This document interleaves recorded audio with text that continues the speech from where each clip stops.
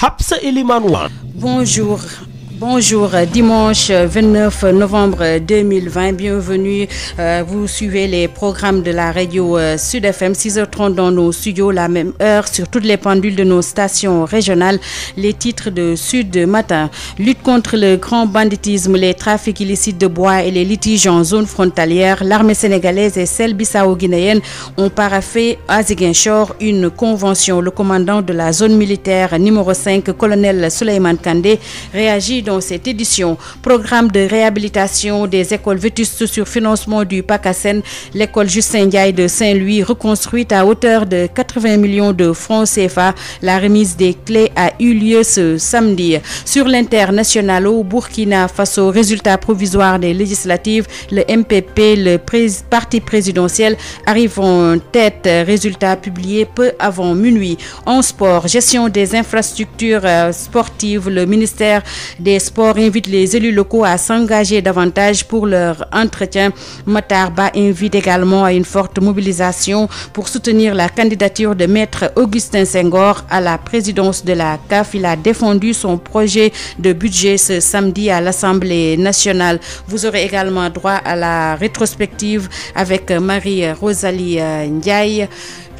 Tout de suite les titres en wolof, c'est avec vous Khady Sène. Assalamu alaikum. aleykum salaam Habsa Eliman Wane mbokk yi ñu leen di nuyu di leen dalal jàmm ci Sud FM seen rajo tey jii lu nar a gën a fës suñuy édition bokk na ci xeex wàllub bandité ci zone frontalière diggante Guinée Bissau ak Casamance muy nag lu ñuy xeex di wàllub bant ñuy sàcc waaye tamit yenn litige yu ñu fay gis ba tax na armée sénégalaise daal di xaatim ab déggoo ñoom ak waa Guinée Bissau ngir rek xeex lu ñu mel di ngeen ci dégg commandant zone militaire numéro 5 colonel Souleymane Kandé si suñuy xibaar wax ci programme gi ñu tekk ngir rek yeesalaat école yu màgget yi te PACASEN daal di koy financé école Justin Ndiaye nekkee ca Ndar daal dinañ koy defaraat ci lu toll ci juróom-ñetti fukki millions si suñuy koppar daal dinañ leen di jox caabi ni ki démb ci bitim réew Burkina Faso daal dinañuy fësal résultat yi nga xamante ne ñoo génnagum ci seen wàllub élection législative yi.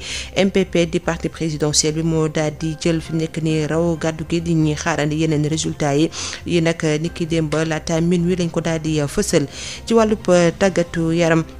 ministre kii di ministre des sports moo nekkoon démb ca pencum ndaw réew mi daal di ne rek woo élus locaux yi ñu daal di xoolaat bu baax di toppatoo bu baax li des stade yi bu ko defee mu mën a yàgg daal di ne wootam Sénégalais yi ñu daal di rek gunge Augustin Senghor ngir rek mu daal di mën a jël raw gàddu gi ci boppu CAF.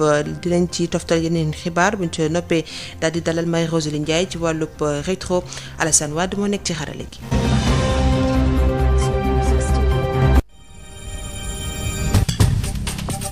Où que vous soyez à travers le monde, retrouvez tous les programmes de votre radio préférée en direct, en podcast ou en replay sur vos différentes plateformes. YouTube, Facebook et Twitter, Sud FM Sen Radio. Application mobile Sud FM Radio Sénégal. Site officiel www.sudfmsenradio.com. En national, en régional ou en international, Sud FM, première radio privée du Sénégal. Sud FM, la radio référence.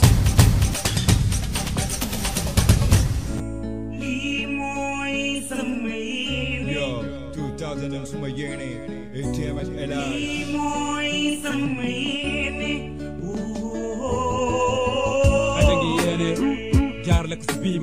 CAMES, Conseil africain et malgache pour l'enseignement supérieur, 20e concours d'agrégation de médecine humaine, odontostomatologie, médecine vétérinaire et production animale. Le Sénégal obtient un taux de réussite de 85,8%.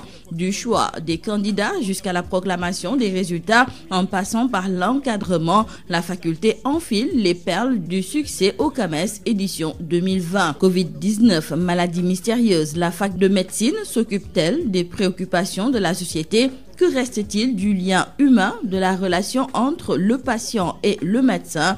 Les progrès techniques et scientifiques ont-ils transformé les pratiques et le métier de médecin? Professeur Abdoulaye Samb, doyen de la faculté de médecine, pharmacie et d'odontostomatologie de l'université Cheikh Anta Diop de Dakar, diagnostique les enjeux du secteur de la santé pendant que la tutelle défend ce dimanche le budget de son département en plénière devant les députés à l'Assemblée nationale. C'est dans Objection de ce 29 novembre 2020 à partir de 10h sur la 98.5 et sur l'ensemble du réseau synchronisé de Sen Radio.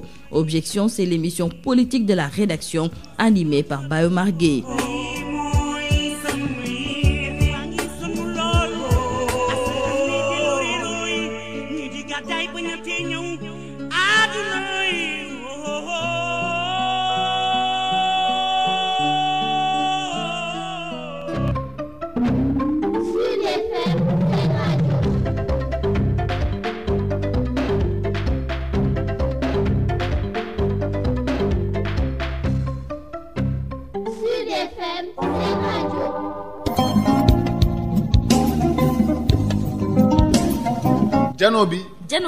jano bi jotaay politique. asalaamaaleykum mbokki Sénégal man la maître Djibril War membre fondateur APR directeur école du parti député à l'Assemblée nationale Sénégal ak parlement panafricain comme président commission de loi et di leen ñaan ngeen déglul ma dimanche 11h midi ak jano bi suñu mbokk Maodo Faye bu ko kenn tardé jërë ngeen jëf. kon kuy déglu waaye déglu leen ndaw lu neex. Jano bi jotaayu dëgg. dimanche bu jot de 11h à midi. Jano bi jotaayu dëgg. Le choix de la différence, Sud FM, Sen Radio. Vous avez demandé de la musique? Ne bougez pas.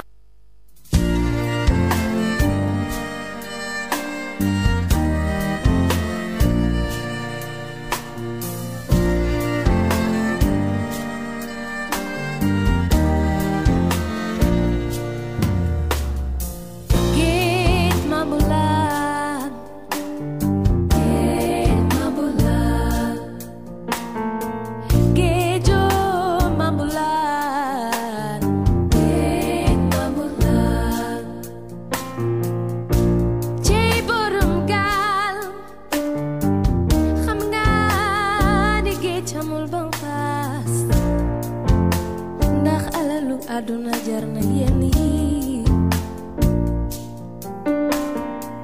yàpp sunu ay doom te xamoo fooy terek ñoom bëgg faj gàcce àdduna jaral leen tay le seen bakkan yee waaw su ma xamoon ni su ma duggee sa gaal du ma dellu kon dina ko seetaat bu baax a baax borom gaal ci borom gaal ak yow mi te dugg gaal te gën a dal te xam ni daal yàlla jeexul.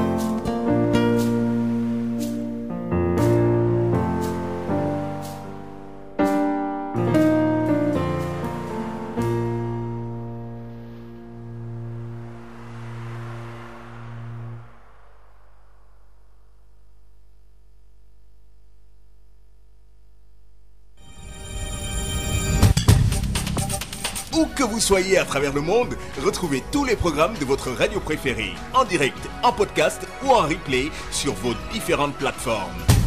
YouTube, Facebook et Twitter, Sud FM Sen Radio. Application mobile Sud FM Radio Sénégal. Site officiel www.sudfmsenradio.com. En national, en régional ou en international, Sud FM, première radio privée du Sénégal. Sud FM, la radio référence.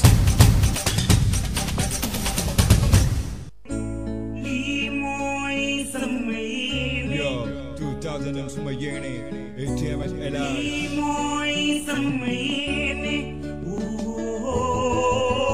think he yene, jar like to be Mike.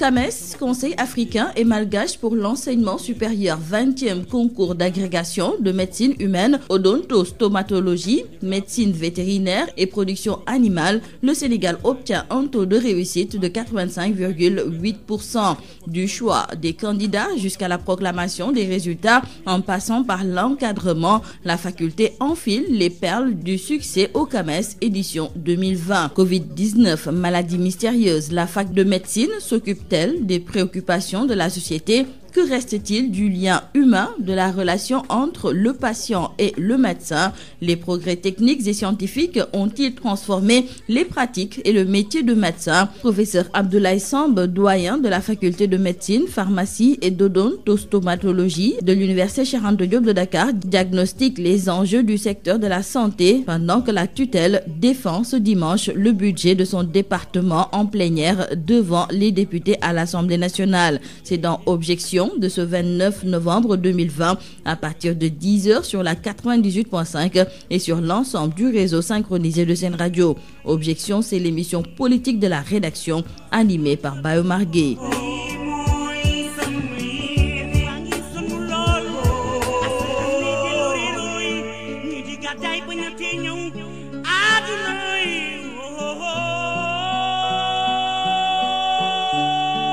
Le choix de la différence, Sud FM Sen Radio. Vous avez demandé de la musique, ne bougez pas. Foo koy jëleeti ku la bëgg ni man foo koy jëleeti ku la soppe ni man foo koy jëleeti ku la nobe ni man foo koy jëleeti ku yeewu xaaji guddi di xool ndax sangu nga ku lay wax dëgg joob bëggu la dégg ni man ku nekk ak fa la buur bi yàlla féetale ak fa nga bëgg sa bopp féete fu ma koy jëleeti ku ma nobe ni yow fu ma koy jëleeti ku may fiire ni yow fu ma koy jëleeti ku ma ñeme wax dëgg ni yow fu ma koy jëleeti bu la buur bi yàlla bëggee dang koy xam ndax tooxi doona boo dugg mu génnee la ci Sud FM chez vous bu la nit ki bëggee doom yaay dang koy xam ndax bu musiba di xeeñ mu ne kaay gunge ma fii adduna ngoogu ci suñu kanam jaam waral na tëkku maraamu jaamam adduna ngoogu ci suñu kanam doom yaay jaam waral na nattu maraamu jaamam foo koy jëleeti foo koy jëleeti fa laa koy jëleeti fa laa koy jëleeti foo koy jëleeti ku bëgg sa jàmm ni man fu ma koy jëleeti ku dégg daaj ni yow Sud FM fu ma koy jëleeti ku ma ko pooj ni yow foo koy jëleeti ku yeewu xaaji guddi di xool ndax sangu nga ku lay wax dëgg joo bëggu la dégg ni man ku nekk ak fa la buur bi yàlla féetale ak fa nga bëgg sa bopp féete yaa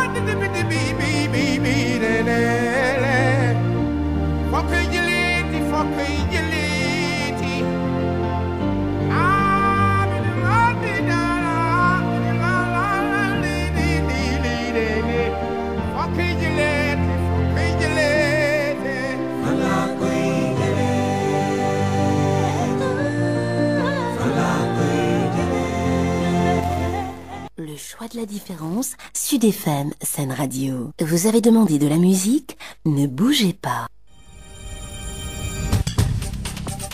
Où que vous soyez à travers le monde, retrouvez tous les programmes de votre radio préférée en direct, en podcast ou en replay sur vos différentes plateformes. YouTube, Facebook et Twitter. Sud FM, Sen Radio. Sud Matin. Bonjour, 6h45 dans nos studios. Tout de suite, la première édition de Sud Matin. Les titres. Lutte contre le grand banditisme, les trafics illicites de bois et les litiges en zone frontalière. L'armée sénégalaise et celle bissau-guinéenne ont paraphé à Ziguinchor une convention. Le commandant de la zone militaire numéro 5, colonel Souleymane Kandé, réagit dans cette édition. Programme de réhabilitation des écoles vétustes sur financement du PACASEN. L'école Justin Ndiaye de Saint-Louis, reconstruite à hauteur de 80 millions de francs CFA. La remise des clés a eu lieu ce samedi. Sur l'international au Burkina Faso, résultat provisoire des législatives, le MPP, le parti présidentiel, arrive en tête. Résultat publié peu avant minuit. Vous aurez la correspondance de notre correspondant permanent au Burkina, Mathieu Sonda, Alassane Wade, et à la partie technique. Sud Matin. Bonjour et bienvenue. L'armée sénégalaise et celle de la Guinée-Bissau mutualisent leurs forces pour faire face aux défis sécuritaires en zone frontalière.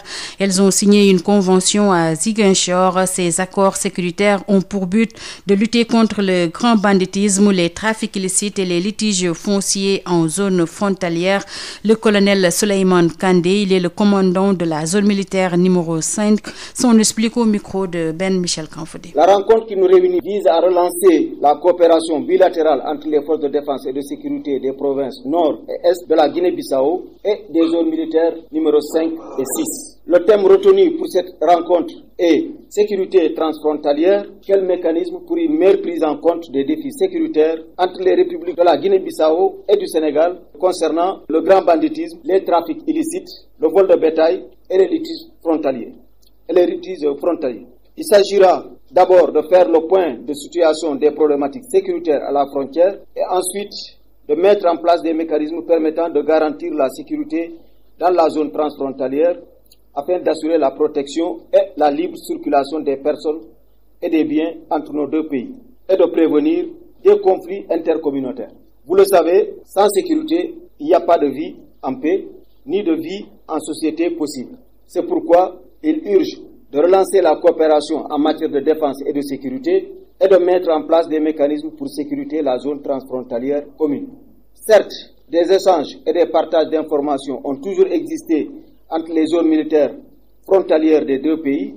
Toutefois, une coopération soutenue et plus adaptée aux défis sécuritaires communs devra nécessairement être mise en place. C'était le colonel Souleymane Kandé, il est le commandant de la zone militaire numéro 5. C'était à suite donc à la signature d'une convention entre l'armée sénégalaise et celle de la Guinée-Bissau pour relever les défis sécuritaires en zone frontalière. Nous quittons le sud du pays pour le nord. À Saint-Louis, le maire Mansour Faye a remis hier samedi à l'inspectrice d'académie de la région les clés de l'école Justin Ndiaye, reconstruite par la commune à hauteur de 80 millions de francs CFA. Ceci entre dans le cadre du programme de réhabilitation des écoles vétustes sur financement du PACASEN. Nous écoutons le maire de Saint-Louis, Mansour Faye, au micro de Yves Tendeng. Construire une école aujourd'hui, c'est abattre les murs d'une prison dans 20 ans, dit-on. C'est la raison pour laquelle j'ai pris la ferme décision de raser et de reconstruire cette école avec l'appui du PACASEN, pour un financement mixte de 80 millions de francs CFA. Évidemment, une part importante du financement qui relève du budget communal sera consacrée à l'aménagement intérieur et au mobilier scolaire. Chères autorités, chers parents, parce que Saint-Louis est la ville des premières écoles, parce que le temps a fini de faire son effet, et parce que notre responsabilité est historiquement engagée, j'ai entrepris de consacrer la totalité de l'allocation PACASEN pour l'exercice 2021 à ma croisade contre les écoles en ruine.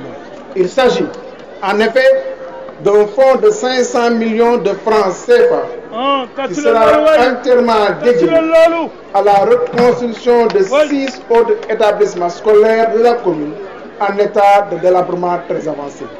Les écoles Mamadou Chalounia et Mamadou Chalou Logro Diallo de Pékin, l'école Soukaina Konaré de Balakos, l'école Fangiri Kone de Khor, l'école Bokombak 1 et l'école Saïr Sey de Léona. Voilà la preuve tangible que mon ambition de reconstruire à partir de 2022 tant de 46 établissements primaires que compte la commune de Saint-Louis ne peut souffrir d'aucun doute. C'était le maire de Saint-Louis, Mansour Faye. Nous restons dans la ville tricentenaire avec la formation des élèves sur le plaidoyer de lutte contre les violences faites aux filles et aux femmes. C'est à l'initiative des responsables du groupe pour l'étude de l'enseignement de la population qui constatent des problèmes notamment liés aux grossesses en milieu scolaire et des cas de viol. Yves Tendeng. Elles sont nombreuses de nos jours, les formes de violence dont sont souvent victimes les élèves au sein de leurs établissements scolaires. Une situation qui préoccupe au plus haut niveau le GEP, Groupe pour l'étude et l'enseignement de la population, qui a voulu former ses élèves sur les voies et moyens de combattre ces formes de violence. Samsidine Badji est le coordonnateur régional du GEP à Saint-Louis. C'est tout simplement pour former nos élèves, les LEA, qu'on appelle élèves leaders animateurs, et quelques professeurs que l'on appelle les PRT, professeurs relais techniques.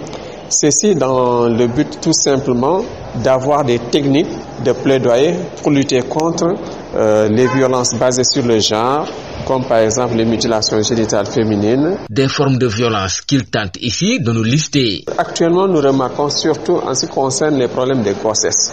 Il y a beaucoup de grossesses dont les auteurs sont surtout des élèves eux-mêmes, des élèves qui engrossent des filles élèves, donc ça c'est tout. Mais aussi, on sait qu'il y a aussi des problèmes de viol, tout ça là, que les gens n'en parlent pas. Les enseignants également ne sont pas tirés d'affaire, poursuit-il. Par exemple, quand un professeur dit à un élève en classe, tu es trop nul, tu n'es pas fait pour étudier les mathématiques ou bien les sciences. Mais c'est une sorte de violence. D'où l'urgence aujourd'hui pour le GEP d'agir au nom des élèves, précise Madame Bandoui, coordonnateur du réseau national des clubs EVF du GEP. Alors, comment identifier une violence? Quels sont les textes qui, aujourd'hui, condamnent ces violences? Comment prendre en charge l'élève, fille ou garçon, victime de cette violence? Comment prévenir ces violences et par où référer la victime de ces violences? Je crois que ce sont sur ces étapes-là qui seront passées en revue pendant ces 2 jours. Saint-Louis, Yves Tendeng, Sud FM. Sud FM. Lutte contre l'immigration clandestine, 30 jeunes pêcheurs ont été financés à hauteur de 160 millions de francs CFA par la délégation à l'entrepreneuriat pour les jeunes et les femmes. L'objectif est d'accompagner les jeunes de Mbour issus de l'immigration irrégulière. Nous écoutons à ce propos le coordonnateur de la délégation de la DER, donc Pape Amadou Sarr, au micro de Moustapha Sall. Les acteurs de Mbour pour remettre des financements pour une valeur de 160 millions de francs CFA et des pirogues en fibre de verre au nombre de 5, des îlots de sauvetage, des GPS, mais aussi tout type de matériel qui permettent aux pêcheurs rescapés du département de Mbour, de l'immigration irrégulière, de pouvoir travailler dans de bonnes conditions.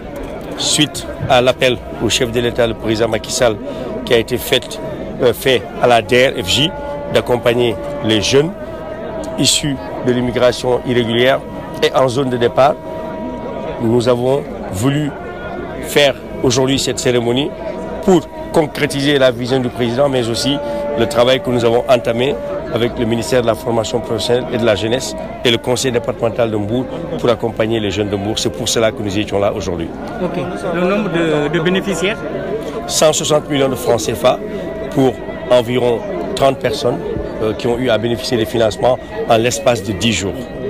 Alors, le message que je lance à l'endroit de la jeunesse de Mbour, de la région de Thiès et du Sénégal dans son entièreté, c'est qu'il faudrait qu'ils sachent que leur avenir est ici au Sénégal, que l'espoir est permis, qu'ils auront la possibilité d'être formés, d'être accompagnés d'être renforcés et d'obtenir les financements qui leur permettront de faire la pêche dans les règles de l'art, mais aussi d'avoir d'autres activités comme l'agriculture, l'élevage, l'artisanat, le transport. Et pour cela, la DER va mobiliser une enveloppe exceptionnelle de 100 milliards de francs CFA avec ses partenaires dès janvier 2021 pour venir en aide à ces jeunes à qui nous voulons donner espoir pour un lendemain meilleur, je dirais même pour un aujourd'hui meilleur ici au Sénégal, dans l'ère du plan Sénégal émergent. Papa Amadou Sarr de la DER, une activité organisée en partenariat avec la Société des infrastructures et de réparation navale avec la construction des pirogues en fibre de verre. La CIRN compte donc revoir à la baisse ses produits selon le directeur général Saliou Samb, au micro de Moustapha Sall. Le projet de la CIRN en termes de modernisation du secteur de la pêche et des pirogues en bois pour en faire des pirogues en fibre de verre, qui nous a accompagnés, qui nous a permis de donner aux jeunes des pirogues et de constituer aussi le lancement aussi du programme national de modernisation des pirogues. C'est un projet qui est un projet national. La DER va accompagner la CIRN à hauteur de 2 milliards de francs CFA pour que les pêcheurs puissent avoir accès à ces pirogues qui vont augmenter leur rentabilité et assurer leur sécurité. Et vraiment, nous magnifions l'accompagnement et la rapidité avec laquelle la DER gère les dossiers de financement et des jeunes. Ce qu'il faut comprendre, c'est que le prix, la chance qu'on a depuis que je suis arrivé, j'avais trouvé quand même que les prix étaient un peu chers. Et avec donc l'appui du ministère des Finances qui a financé quand même à hauteur de 2 à 3 millions de francs CFA les pirogues, on est passé de 8 millions de francs à 6 millions pour les pirogues de 10 mètres et de 7 millions 700 à 5 millions pour les pirogues de 5 mètres. Donc ça veut dire que l'État subventionne à hauteur de 2 millions à 3 millions, comme il le fait avec les moteurs. Et donc il y a un prix quand même qu'on ne peut pas dépasser parce que c'est des pirogues qui durent quand même 30 ans et puis qui va rentabiliser aussi je veux dire les moments de pêche et ça c'est très important. Donc vraiment il y a des gens qui ont il y a déjà des demandes sur la table et qu'on n'arrive même pas à satisfaire parce qu'il va falloir qu'on accélère aussi la construction. Ce qui fait que donc la CIRN a déjà des partenaires qui sont venus de Dubaï, de la France et qui vont l'accompagner pour que chaque unité va faire 1000 pirogues par an parce que C'était le directeur général de la CIRN, Saliou Samb. Justement, parlons d'immigration irrégulière avec la France et le Royaume-Uni qui signent un accord pour freiner les traversées de la Manche. Ce nouveau accord pour lutter contre l'immigration irrégulière prévoit de nouveaux moyens et un renforcement des patrouilles. Pour rappel, 7 migrants sont décédés en tentant de rejoindre l'Angleterre depuis le début de l'année. Nous revenons en Afrique. 15 partis et formations politiques seront à l'Assemblée nationale du Burkina. Des résultats provisoires proclamés hier. Le parti du président nouvellement réélu arrive en tête avec 56 députés, d'après notre correspondant Mathieu Sonda. Il y avait au début de la course pour l'hémicycle 126 partis et formations politiques. À l'arrivée, seulement 15. Les 15 gagnants sont listés par le président de la commission en charge de l'organisation des élections, Newton Ahmed Bari. ADF RDA. 3 sièges, APR Tilgré, 1 siège, CNP, 2 sièges, CDP, 20 sièges, CPS, G3, 1 siège, Agir Ensemble, 2 sièges, MBF, 4 sièges, MPP, 56 sièges, NTD, 13 sièges, PDS, 1 siège, PDC, 3 sièges, PUR, 1 siège, RPI, 3 sièges, UPC, 12 sièges, UNIR PS, 5 sièges. Avec le score réalisé par le MPP et ses alliés, le président Roch-Marc Christian Kaboré, fraîchement réélu pour un nouveau mandat de 5 ans, peut se permettre un sommeil profond. La messe est donc dite en attendant la validation des résultats provisoires des élections couplées législatives et présidentielles du 22 novembre dernier, livrées par la CENI. Mathieu Somda, depuis Ouagadougou pour Sud FM. Merci à Mathieu Sonda. Il est 7h dans nos studios. Merci d'avoir suivi la première édition de Sud Matin en français. Tout de suite, retrouvez Khady Sène pour la version Wolof. Merci à Alassane Wade.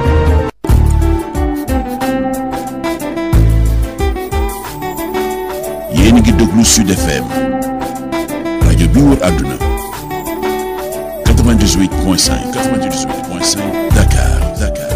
Sud FM. Il est 7h.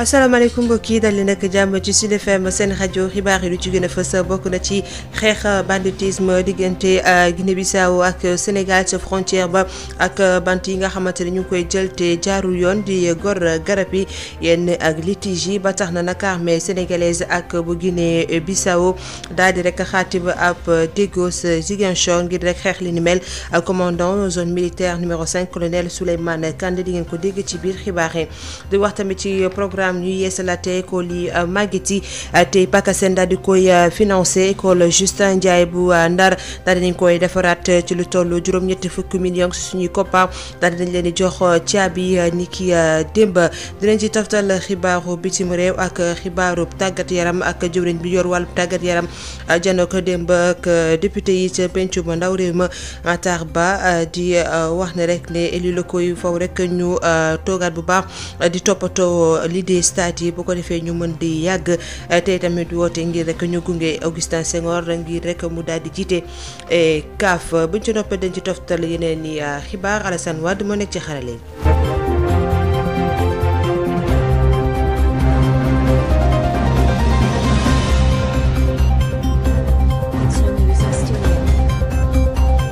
Sud FM. Khady Sène mbokk yi di leen di dalal jàmm ci xibaar yi dañu koy dooree ak armée sénégalaise ak bu waa Guinée-Bissau yi nga xamante ne daal di nañuy booloo ngir rek gën a fulaal kaaraange gi ci frontière ba daal di nañuy xaatib ab déggoo ni ki dem ba sa Ziguinchor yooyu la déggoo nag ci wàllub kaaraange du leen lu dul xeex li di banditisme bu am foofee ak garab yi nga xamante ñu ngi koy gor ngir sàcc bant ya li ci foncier colonel Souleymane Kandé commandant zone militaire numéro 5 day déglu ngeen ko ci suñuy xibaaru nasaraan ak Habsa Limanouane ñu dem ca Ndar maire Marsou Faye daal dinay joxe caabi inspectrice académie bu diwaanu Ndar la ko daal di jox ngir rek école Justin Ndiaye bi nga xamante ne defaraat nañ ko ci lu tollu juróom-ñett fukki millions ci suñu koppar loolee nag mi ngi bokk ci programme ngir yeesalaat école yu màgget yi te PACASEN daal di koy rek financé Mansour Faye dañ koy teewlu ci micro Yves Tendeng. di am mbégte ci jotaay bi nga xam ni am nañ ko tey mooy joxe caabi l'école bi nga xam ni mairie moo ko tabax ci koppar yoo xam ni président de la république moo ko mettre à sa disposition parce que PACASEN président de la république moom moo ko xalaat jox ñu koppar yi ñun communes yi ñuy liggéey mu lii moo indi école bi te lii aussi mooy indi yeneen l'école yi nga xam ni daañu leen tabax année bii di ñëw mooy Charles Niang muy Charles Le Gros muy école Goxu Mbaaj di Soukeyna Konaré nu école Xor ñoom ñëpp ak Sayer Sey bu neexee yàlla année bii di dugg 500 millions yi dañ koy jagleel école yi pour tabax leen. Ndar ñeent fukki école publique ak juróom-benn la am ñeent fukki école ak ñaari école privée la am mu nekk juróom-ñetti fukk ak juróom-ñetti école primaire yu nekk Saint-Louis. commencé nañu defar ci école publique yi waaye lu des bëri na mais damay ñaan président de la République parce que Ndar moom mooy la première capitale du Sénégal nekk première capitale de l'Afrique occidentale française amee jëkk fi ubbi école primaire cadre yu bëri yoo xam ne ñu ngi fii ci Sénégal wala nekk ci Afrique yu ci ëpp ci ñoom Ndar lañu jaar donc fi ñu toll benn nañu ay école primaire yi nga xam ni maanaam dafa xaw a yàqu bu bëri te loolu bu ñu fekkee chaque année ñu def 500 millions balaa ñuy pare dana yàgg donc ci loolu dañuy ñaan président de la République mu defal ñu dotation spéciale pour année bii di ñëw ñu defal ci priorité école Khayar Meng te bu ñu jógee ànd nekk benn ñu doomu Ndar yi yaakaar naa ne Ndar mën na delluwaat fi mu nekkoon avant. dañuy des ci dëkku Maam Coumba Laba boobee ndax ab tàggat bi nga xamante ne door na fa ngir ñaari fan jagleel ko élèves yi ngir rek xeex lii di métital yi ñuy teg jigéen ñi waa JEP ñoo def li ni mel ndax ñoom dañoo gis ne rek ne xale yi nga xamante ne dañuy ëmb ci l'école yi bëri na trop Iftandeng. bëri nañu lool jamono ji xeetu fitna yi nga xam ne ni dañ koy fara teg ci ñi nga xam ne ni ñooy élèves yi ci biir seeni l'école muy mbir bu yitee lool ñi nga xam ne ni ñoo jiite kuréelu JEP nga xam ne ni day yëngu ci wàllum njàng ak jàngale askan wi ñoom ñi le ñu mébét ci rek fexe ba tàggat ñii di élèves yi ci anam ci ni ñu mën a tagalikook yooyu le fitna kii di Samsidine Badji moo jiite kuréelu JEP fii ci Ndar.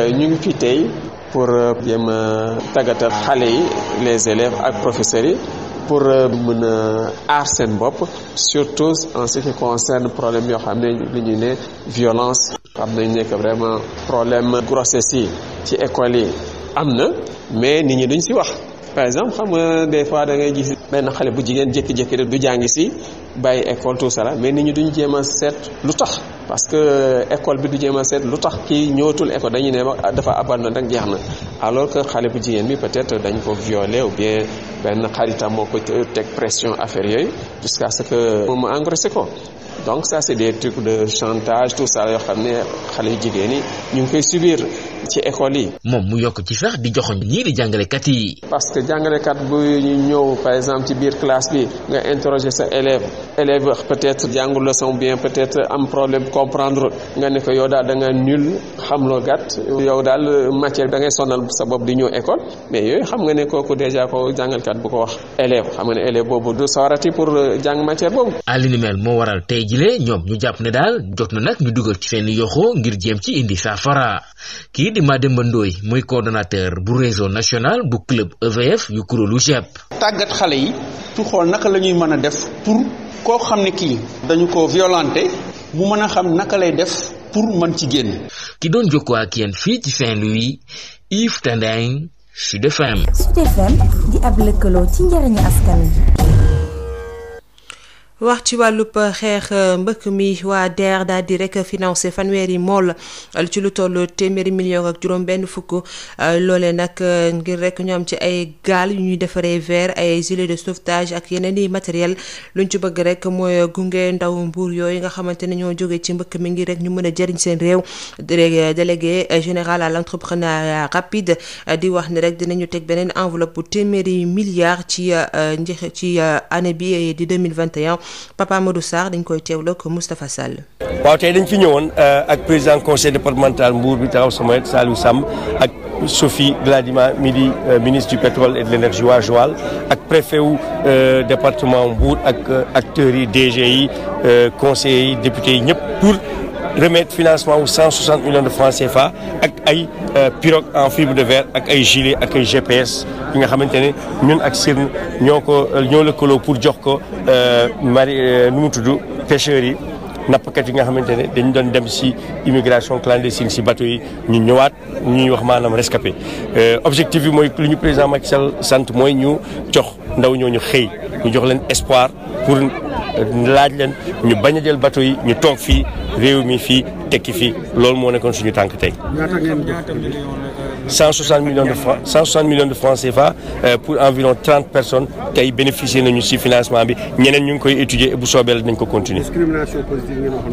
discrimination positive lañ def moo tax tey ñu privilégier Mbour ak rescapé yi loolu bu weesoo tamit am nañu enveloppe bu 100 milliards boo xamante ne préparé nañ ko à partir de 1er janvier 2021 et région de départ yi rawatina Mbour ba Joal ba dem Lompoul ba Saint-Louis ba Ziguinchor dans le sud ñoom ñoo ci bénéficier wu pour ndaw ñi toog fi ci réew mi tekki fi.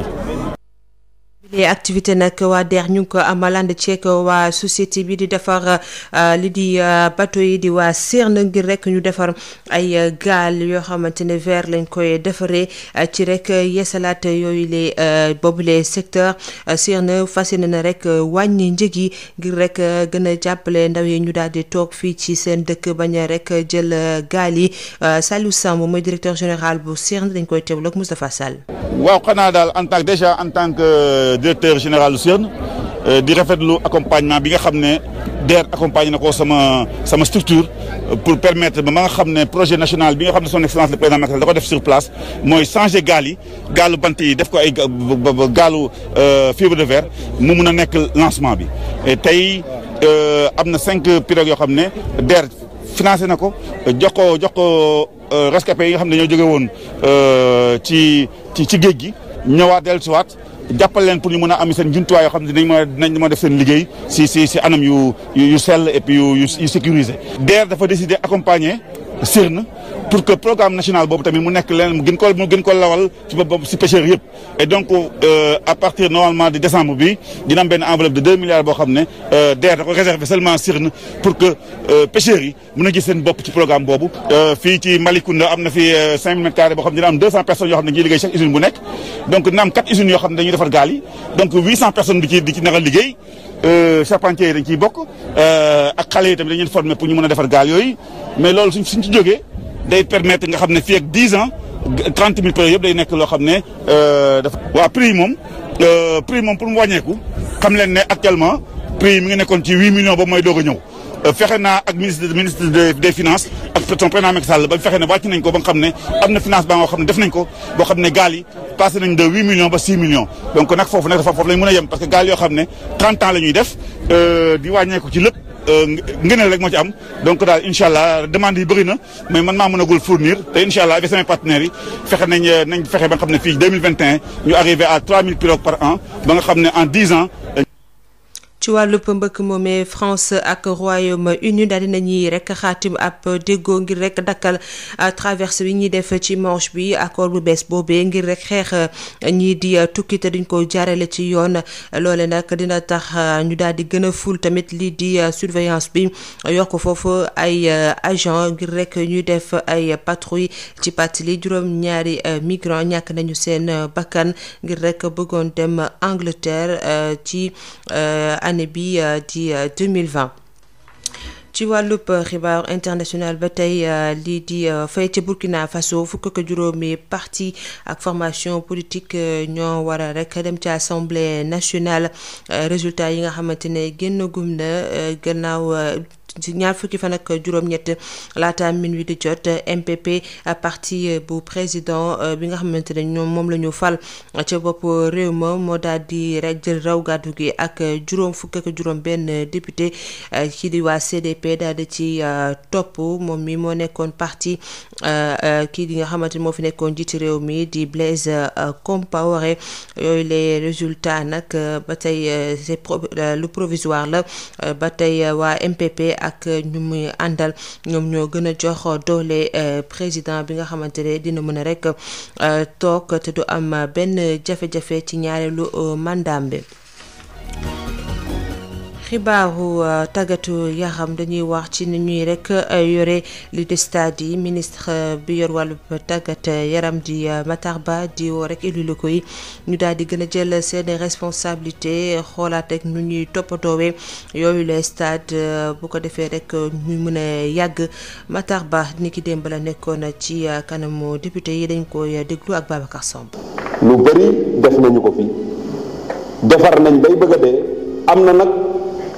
lu ci sooxe parce que bu ñu defaree jox ko ab maire wala ab président du conseil départemental deful ni président l'honorable député Mbéri Sylla def ca Louga jël stade ba di ko loué ci ay concert di ci def loo xamante ne stade bi attanu ko mu yàqu au lieu mu wax ak njabootu sportam ne moom moo def lu mu warta def parce que ku fay concert yi da ngay fay du ko able su fekkee ne loolu defuñu ko nag dañuy jéggi gox ba song nag ministre bi wala song sax le président de la république naan dañuy réclamer man d'accord naa ñu ànd liggéey waaye bu jafe-jafe amee ku ne na sol cap bi ñu ci war a sol man nangu naa sol bi ñu war a sol lañ ca def mu sooxe dinañu ko corriger waaye ñi ñu koy jagle nit war nañoo góorgóorlu te xam ne bu ñàkkee ñu sonn kon war nañoo góorgóorlu ba nga xamante ne bu ñu leen ko joxee ñu yaxanal ko li ma bëgg daal ñu xam mooy xeex bi ñu président Macky Sall sumbuloo ci wàllu régler problème mu infrastructure sportive yi dinañu ko wéyal ba nga xamante ne bu ñu doxee diir dinañ war a mën a tàllal suñu loxo organiser li ñuy waxe mooy compétition internationale comme ni ñu ko bëggee yàlla nañu yàlla may nag ñu jël Coupe d'Afrique comme ñaan nañ ko fi te lu war a mën a nekk la parce que suñu statut tax na ñu am objectif boobu te objectif bu légitime la di jeexal nag ci wàllu làmb ji. jëwriñ googu di Matar Ba daal dinay wax tamit ci candidature Augustin Senghor ngir rek mu daal di jiite CAF ba tax na dinañu amal mobilisation bu mag ngir jàppale ko waa Afrique tamit duñu des ginnaaw ngir rek jàppale kooke di Augustin Senghor ngir rek mu daal di jiite CAF. Niki Demba Jaraaf daal dinay dóor ñetti ball ci benn ñi di waa Kano Pilar bu Nigéria ci stade Lat Dior bu Thiès loole nag mu ngi bokk ci tour préliminaire bu coupe CAF ki fi nekkoon coach bu Jaraaf Momar Thioune di wax nu mu gisee boobu les match ci micro Eumba Ndiaye. Jaraaf tey bi Jaraaf bu neex la parce que li mu wone neex na ndax gagné 3-1 suñ la ne woon kaay ci départ match bi yaay gagné 3-1 da nga naan d'accord doo ci sonn ba pare gagné waaye li ñu gis ne ci match bi wane na ne équipe Nigéria bi Jaraaf ko mën foofu moo ko ëppoon doole ci bisu tey bi soo ma la mënee nag du ma la may temps ngay dellusiwaat bi mooy dama laa war a fekki te tey yow mënee naa la dóor 5-6 comme ça léegi mat dootul amati njariñ waaye fi mu nekk nii Nigéria yi dañuy am xalaat ni puisque ñun dugal nañ benn bii fale xëy na dañ mën leneen mais Jaraaf it nañu wax seeni joueur que nañu appliqué wu te xam ne football collectif la maillot yi 11 maillot la ak dañu war a paasante joxante ballon bi jéem a dugali fii waaye bu fekkee ne ku nekk boo téye bal bëgg a wane sa bopp du doon sotti di leen di ñaanal nag ñu voyagé am liggéey bu baax te pour que rythme suñ ko amee war nañu mën a génn ndax équipe Nigéria bi ñoom buñ ko gëmee Jaraaf war na ko mën a gagné sax te Kano Pilar. Khadissa. Musique, ne bougez pas. Où que vous soyez à travers le monde, téléchargez l'application Sud FM Radio Sénégal pour écouter en direct ou en replay vos émissions préférées. L'appli Sud FM Radio Sénégal est disponible sur Android et Windows Phone. Sud FM, première radio privée du Sénégal.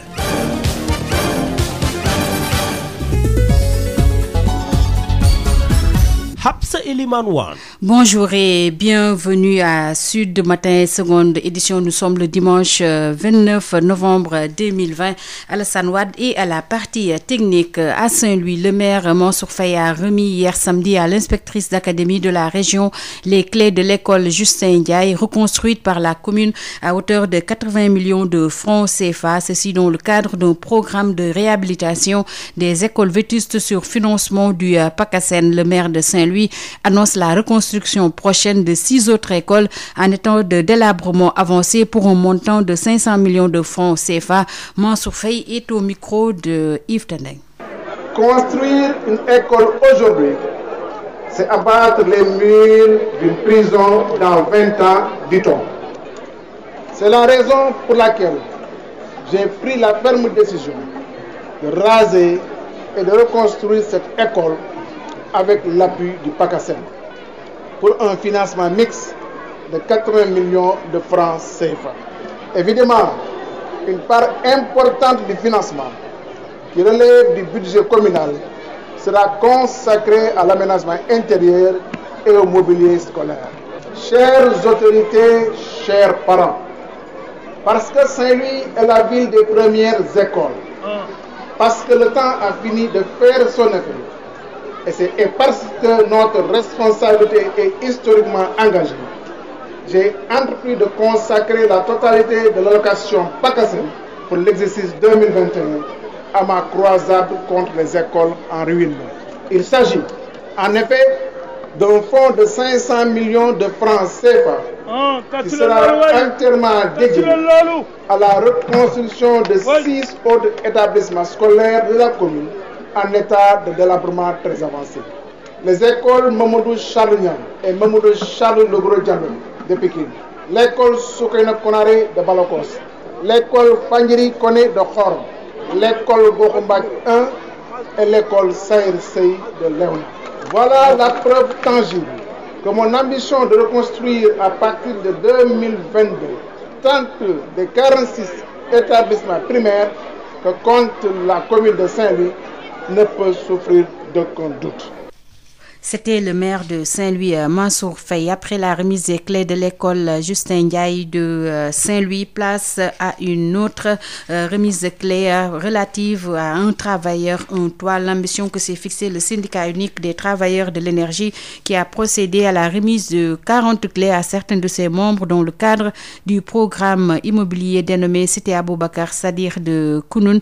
40 logements livrés sur 150. Les 60 autres seront bouclés dans 6 mois. C'est un financement de la Banque de l'Habitat de près d'1,4 milliard pour un délai de remboursement allant jusqu'à 25 ans. Denisia Sambou. Lancée en 2019, la coopérative d'habitat cité Aboubacar Sadir de Kounoune du syndicat unique des travailleurs de l'énergie va se dérouler en 2 phases avec 105 logements. Ce samedi, 40 bénéficiaires ont reçu leurs clés. Alassane Ba, secrétaire général du SUDETEN. Notre objectif, c'est à la signature du contrat de travail que le travailleur puisse recevoir la clé de son logement. Avant, on ne voyait que les syndicats faire des types de revendications. Donc nous voudrions transcender cet état pour aller au-delà, accompagner la direction générale avec l'accompagnement de l'État pour que les travailleurs puissent avoir un toit. Là, vraiment, c'était notre démarche. En moins de 2 ans, voilà ces choses faites. Donc, pour dire, avec une volonté, avec une bonne prise en compte des préoccupations des travailleurs, nous pouvons aller très loin. 600 millions de francs CFA, le montant injecté par la Banque de l'Habitat du Sénégal pour cette première phase. La banque entend financer 65 autres logements à 800 millions, soit 1,4 milliard de francs CFA pour 105 logements, avec une durée de remboursement allant jusqu'à 25 ans. Le directeur général de la Sénélec, Papa Mademba Biteye, a invité les acquéreurs à la préservation de leur patrimoine. Vous avez solutionné un problème humain d'une nature très spéciale, le sens de la sécurité. Désormais, il doit être possible au niveau de Sénélec, quand on rentre, on puisse avoir un domicile. Et nous allons y travailler ensemble. Et nous pouvons y arriver. Ainsi, vous avez participé, par la grâce de Dieu, à matérialiser le rêve le plus partagé entre les hommes et les femmes. Celui de dire j'ai un chez moi, j'ai un abri pour ma famille et pour mes êtres chers. Réussir sa vie pour beaucoup est symbolisé par l'obtention d'une maison. Et je voudrais vous inviter pour que chacun devant son domicile puisse planter 2 arbres. Oui, nous devons préserver l'environnement. Consortium Immobilier, l'entreprise en charge du projet, elle annonce la remise des clés de la 2e phase dans 5 à 6 mois. Kounoune, Denisia Sambo pour Sud FM. Denisia Sambo, nous parlons à présent de la lutte contre l'immigration irrégulière. 30 jeunes pêcheurs financés à hauteur de 160 millions de nos fonds par la délégation à l'entrepreneuriat rapide des femmes et des jeunes. Le directeur de la DER annonce une enveloppe de 100 milliards de fonds CFA qui sera disponible en début d'année 2021. Papa Amadou Sarr s'en explique au micro de Moustapha Sall. Les acteurs de Mbour pour remettre des financements pour une valeur de 160 millions de francs CFA et des pirogues en fibre de verre au nombre de 5, des îlets de sauvetage, des GPS, mais aussi tout type de matériel qui permettent aux pêcheurs rescapés du département de Mbour, de l'immigration irrégulière, de pouvoir travailler dans de bonnes conditions. Suite à l'appel au chef de l'État, le président Macky Sall, qui a été fait à la DER/FJ d'accompagner les jeunes issus de l'immigration irrégulière et en zone de départ, nous avons voulu faire aujourd'hui cette cérémonie pour concrétiser la vision du président, mais aussi le travail que nous avons entamé avec le ministère de la formation professionnelle et de la jeunesse et le conseil départemental de Mbour pour accompagner les jeunes de Mbour. C'est pour cela que nous étions là aujourd'hui. Ok. Le nombre de bénéficiaires? 160 millions de francs CFA pour environ 30 personnes qui ont eu à bénéficier des financements en l'espace de 10 jours. Alors, le message que je lance à l'endroit de la jeunesse de Mbour, de la région de Thiès et du Sénégal dans son entièreté, c'est qu'il faudrait qu'ils sachent que leur avenir est ici au Sénégal, que l'espoir est permis, qu'ils auront la possibilité d'être formés, d'être accompagnés, d'être renforcés et d'obtenir les financements qui leur permettront de faire la pêche dans les règles de l'art, mais aussi d'avoir d'autres activités comme l'agriculture, l'élevage, l'artisanat, le transport. Et pour cela, la DER va mobiliser une enveloppe exceptionnelle de 100 milliards de francs CFA avec ses partenaires dès janvier 2021 pour venir en aide à ces jeunes à qui nous voulons donner espoir pour un lendemain meilleur, je dirais même pour un aujourd'hui meilleur, ici au Sénégal, dans l'ère du plan Sénégal émergent. C'était Papa Modou Sarr de la DER qui a donc remis 160 millions de francs CFA à 30 jeunes pêcheurs de Mbour. Cette activité a été organisée en partenariat avec la Société des infrastructures et de réparation navale avec la construction de pirogues en fibre de verre. Dans le cadre de la modernisation du secteur de la pêche, la CIRN compte diminuer, donc revoir à la baisse ses prix selon son directeur général Saliou Samb avec Moustapha Sall.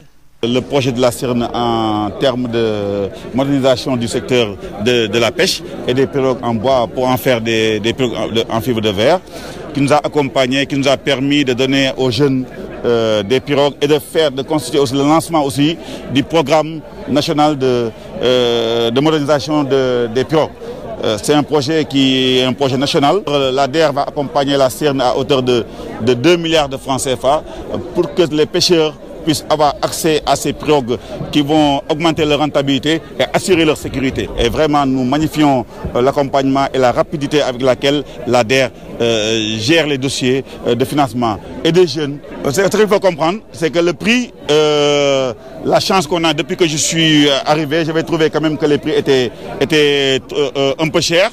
Et avec donc l'appui du ministère des Finances qui a financé quand même à hauteur de 2 à 3 millions de francs CFA les pirogues, on est passé de 8 millions de francs à 6 millions pour les pirogues de 10 mètres et de 7 millions 700 à 5 millions pour les pirogues de 5 mètres. Donc ça veut dire que l'État subventionne à hauteur de 2 millions à 3 millions, comme il le fait avec les moteurs. Et donc il y a un prix quand même qu'on ne peut pas dépasser parce que c'est des pirogues qui durent quand même 30 ans et puis qui va rentabiliser aussi je veux dire les moments de pêche et ça c'est très important. Donc vraiment il y a des gens il y a déjà des demandes sur la table et qu'on n'arrive même pas à satisfaire parce qu'il va falloir qu'on accélère aussi la construction.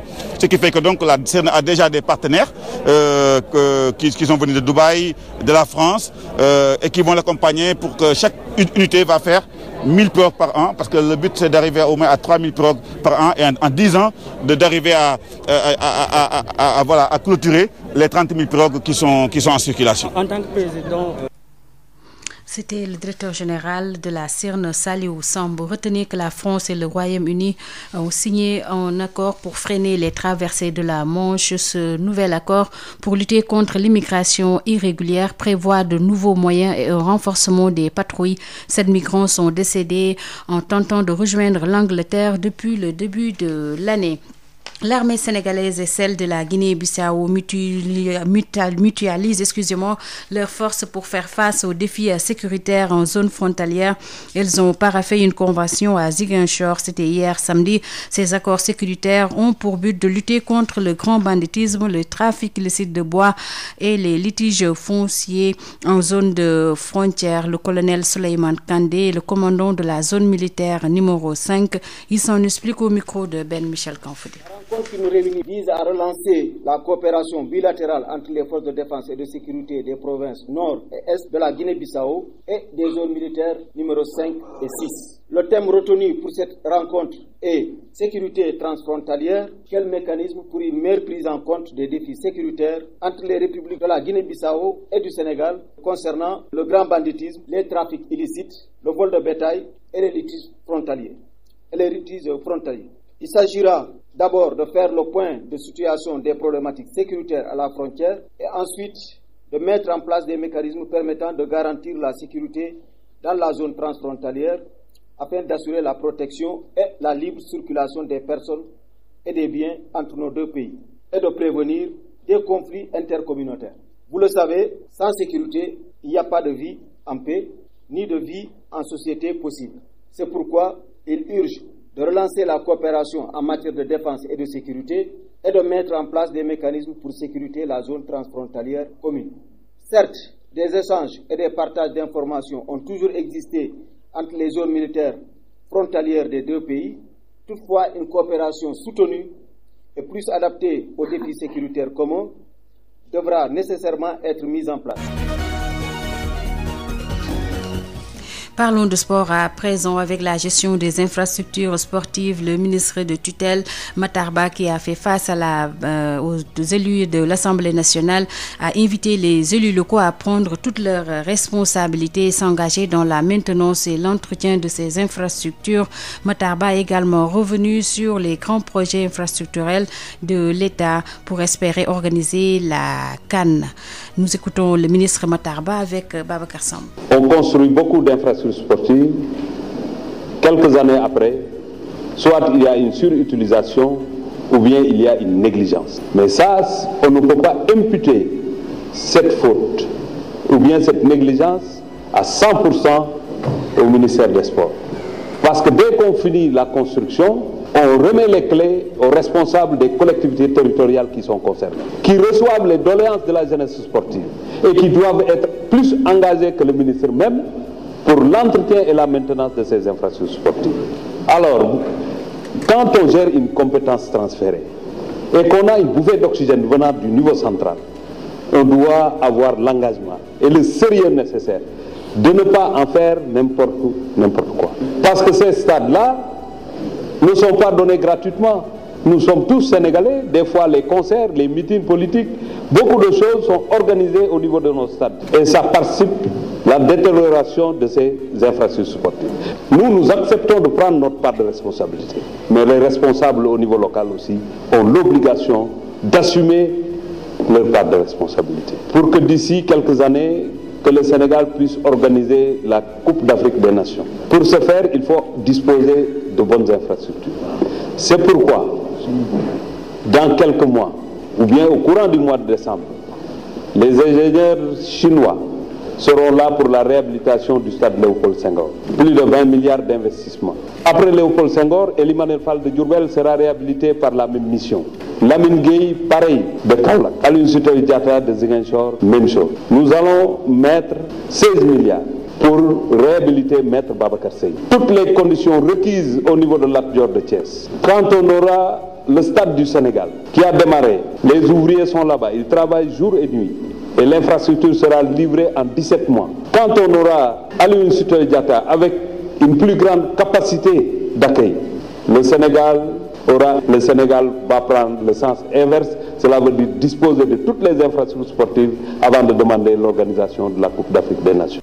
Toujours devant les parlementaires, le ministre Matar Ba, ministre des Sports, s'est également prononcé sur la candidature de Maître Augustin Senghor pour la présidence de la CAF. Une forte mobilisation sera organisée selon lui. Parlons toujours de sport avec le Jaraaf qui a battu 3-1 l'équipe Kano Pilar du Nigeria au stade Lat Dior de Thiès. C'est dans le cadre du tour préliminaire de la Coupe CAF. L'ancien coach du Jaraaf, Momar Thioune, livre ses impressions au micro de Mandiaye. Bon, le match, je pense qu'ils sont venus avec une équipe très lourde. Le Jaraaf a fait des changements probants qui ont permis de marquer un deuxième but, un troisième but. Mais je pense que cette équipe-là est à la portée du Jaraaf. Le score final aurait pu être un 4 ou un 5-0. N'eût été des occasions ratées. Ce sont des buts très facilement ratés que marqués. C'est impensable. Maintenant, sur le plan du travail, il va falloir que Omar Daf, Malik Daf plutôt, au niveau de son équipe, certains ont une impression de lourdeur, parce qu'ils sont lourds. Il faut voir le poids des joueurs. Il faut qu'ils soient beaucoup plus légers, qu'ils aillent beaucoup plus vite, mais également qu'ils aient confiance en eux, qu'ils puissent transmettre le ballon, s'appliquer et jouer en équipe. Jouer en équipe veut dire tout ça. Jouer à 2, à 3, quand on est plus fort que l'adversaire, on ne lui donne pas la possibilité. Et aujourd'hui, je souhaite tout simplement que le Jaraaf ne voyage pas avec des regrets en se disant qu'on aurait pu. C'est déjà trop tard au match retour, mais également travailler très dur et sur le plan du rythme, on est supérieur au Nigeria. C'était donc les impressions de l'ancien coach du Jaraaf, Momar Thioune, avec le Jaraaf qui a battu 3-1 l'équipe Kano Pilar. 7h50 dans nos studios, nous recevons Marie-Rosalie Ndiaye. C'est pour la rétrospective des faits saillants de l'actualité. Bonjour à tous et bienvenue. Vous suivez la rétrospective des faits saillants de la semaine sur Sud FM Sen Radio. Dans sa stratégie de communication, le gouvernement du Sénégal compte désormais organiser tous les 14 jours une conférence de presse appelée le gouvernement face à la presse. La première rencontre s'est tenue mardi au building administratif en présence de 10 ministres du gouvernement. Des questions comme l'immigration clandestine et la maladie mystérieuse qui touche les pêcheurs ont été agitées à Fatou Bari. 10 ministres du gouvernement face à la presse pour répondre à toutes les questions relatives à la gestion des affaires qui leur sont confiées. C'est la nouvelle trouvaille du gouvernement. Et lors de ce premier exercice, la question de l'immigration clandestine a été au centre des débats. Un phénomène que certains attribuent à la mauvaise politique de l'emploi. Avec ces chiffres, le ministre de l'Emploi et de la formation professionnelle défend la politique du gouvernement. Dame Diop. Oui, la question de l'emploi est une cause de l'immigration irrégulière. Mais elle n'est pas la seule cause. Quand nous arrivions au pouvoir, le Sénégal avait fait en 2012 37 114 emplois formels répertoriés. Nous en avons fait en 2019 65 404 emplois formels répertoriés compte tenu des autres emplois. Disons de manière solennelle, claire et précise qu'il n'y a pas de signature entre la République du Sénégal et le Royaume d'Espagne en ce qui concerne le rapatriement de nos compatriotes. Je veux que cela soit clair et net. La convention que nous avons eu à signer, je l'ai dit, elle est relative à la prise en charge de ce qu'on appelle les pensions de retraite. Autre question soulevée, c'est la maladie mystérieuse apparue à Thiaroye et le ministre de l'Environnement Abdou Karim Sall précise les recherches vont se poursuivre pour connaître son origine. L'analyse sur les algues sera faite aujourd'hui ou demain parce que les résultats, les prélèvements sont revenus, bien sûr en rapport avec le centre antipoison cette fois-ci, mais nous n'écartons pas d'analyser bien sûr le carburant qui peut être aussi un élément qui pouvait contribuer à l'apparition de cette maladie. Les filets ne seront pas épargnés. Désormais, le gouvernement entend faire face à la presse tous les 15 jours pour échanger sur les questions brûlantes. À l'occasion de cette rencontre entre le gouvernement et la presse, le ministre de l'Intérieur a confirmé le report des élections locales. C'est une loi votée à l'Assemblée nationale qui a prévu ce report suite à un consensus noté dans le cadre du dialogue politique, lequel consensus qui a abouti à l'audit du fichier électoral et une proposition de date. Antoine Félix Diome au micro de Adi Fatou Bari. Il s'est agi, lorsqu'il a fallu reporter ces élections, aller devant les députés. C'est donc une loi qui a été votée à l'Assemblée nationale et qui a prévu ce report suite à un consensus noté dans le cadre de la commission politique du dialogue national. Lequel consensus a été fait autour de la nécessité, selon les différents acteurs donc impliqués, d'évaluer le processus électoral depuis les élections donc, de 2016, d'auditer le fichier électoral et enfin de s'accorder sur une proposition de date qui devra être actée par décret. Voilà les préalables sans lesquels il ne sera pas possible de tout de suite se prononcer sur une date fixe. Mais en tout état de cause, le processus est en cours. Les experts qui doivent auditer le fichier sont en train d'être sélectionnés et les conclusions qui seront issues de ce travail permettront aux acteurs du dialogue, et ça nous permet d'ailleurs au passage de répondre à la question d'un de vos confrères qui s'interrogeait sur l'état actuel du dialogue. Le dialogue est en cours. Il y a des travaux qui se poursuivent pas de façon interactive entre acteurs, mais c'est au contraire le processus de sélection des auditeurs qui permettra à terme d'avoir des résultats lesquels devront, avec le rapport final, déboucher sur une conclusion propre à retenir une date certaine. Et concernant cette maladie mystérieuse qui touche les pêcheurs, les résultats des prélèvements montrent une présence toxique qui pourrait avoir un lien avec les filets de pêche. Des résultats qui ne convainquent pas les acteurs de l'APRAPAM, l'association pour la promotion et la responsabilisation des acteurs de la pêche maritime. Son président parle d'alerte sanitaire et invite les autorités en charge de la pêche à dire la vérité aux Sénégalais pour éviter la panique. Gaussou Gueye, président de l'APRAPAM, est avec Mame Diarra Da Silva. Écoutez, on nous dit tout simplement une analyse a été faite, l'eau n'est pas toxique, mais il nous oriente vers les filets. D'abord, ma première question, c'est quel filet? C'est les monofilaments ou les autres filets? Et maintenant, ce que nous voulons savoir, c'est que si c'est les filets, c'est parce que les filets ont touché un contaminant. Il y a quelque chose qui a contaminé les filets qui fait que de telle sorte que si les pêcheurs ou une autre personne touche ces filets-là, tout de suite, il y a la maladie. Donc maintenant, il faudrait qu'ils nous disent réellement quel est le problème. Et à mon avis également, la société civile, les organisations professionnelles doivent prendre des mesures, essayer d'avoir leur propre analyse par rapport à cette situation. L'autre phénomène, c'est qu'aujourd'hui, les populations sont paniquées parce qu'il y en a qui leur disent qu'il ne faut plus consommer du poisson. Et pourtant, au niveau du ministère de la Pêche, il y a deux directions. La direction des industries de transformation qui a une division de contrôle, alors moi je le considère comme une alerte sanitaire. Ces gens-là doivent sortir, communiquer et apaiser les populations en leur disant qu'il n'y a aucun risque par rapport à la consommation du poisson. Parce que c'est une alerte sanitaire. Et quand il y a alerte sanitaire, il n'y a que le ministère de la Pêche, à travers la DITP, qui doivent communiquer dans ce sens. Également, il y a une autre direction des fonds marins. Et ça consiste justement, ça parle de fonds marins. Mais ces gens-là doivent communiquer vis-à-vis des pêcheurs, vis-à-vis des populations pour amener la sérénité. Mais à mon avis, aujourd'hui, il y a un problème de communication institutionnelle au niveau de la République. Et ça pose problème. Parce que les gens commencent à être paniqués. Il faut qu'ils nous tiennent une communication vraiment adaptée à la situation.